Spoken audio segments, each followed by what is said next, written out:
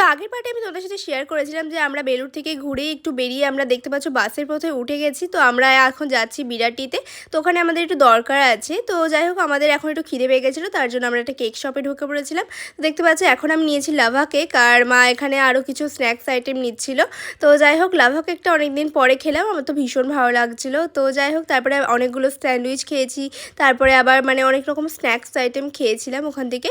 তারপর ওখান থেকে বেরিয়ে চলে এলাম, আর তারপরে আমরা রিক্সাতে উঠেছিলাম। তো রিক্সাতে করে আমরা ফাইনালি আমাদের ডেস্টিনেশনে পৌঁছালাম এবং সেখান থেকে দরকারটা মিটিয়ে আমরা ফাইনালি তারপরে বাড়ির দিকে রওনা দিয়েছিলাম।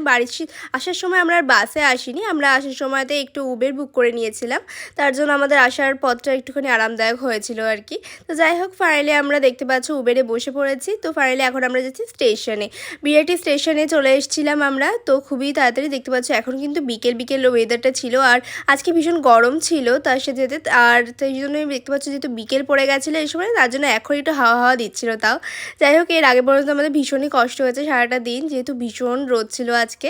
তো যাই হোক ফাইনালি আমরা বাড়ি পৌঁছেও গেলাম, তারপরে আর কিছু শ্যুট করা হয়নি। তো যাই হোক বাড়িতে এসে আজকে খাবার ছিল এখানে রুটি, দুধ আর তার সাথে তরকারি। তো দেখতে পাচ্ছ এটাই আমরা নিয়ে এসেছিলাম। যাই হোক তারপর আজকের মতো মিনি ব্লগটা এখানেই শেষ করছি, দেখা হবে নতুন কোনো মিনি ব্লগের সাথে। তো সকলেই ভালো থেকো, সুস্থ থেকো। তো আজকের মতো চলো ভিডিওটা এখানে এন্ড করছি, চলো বাই।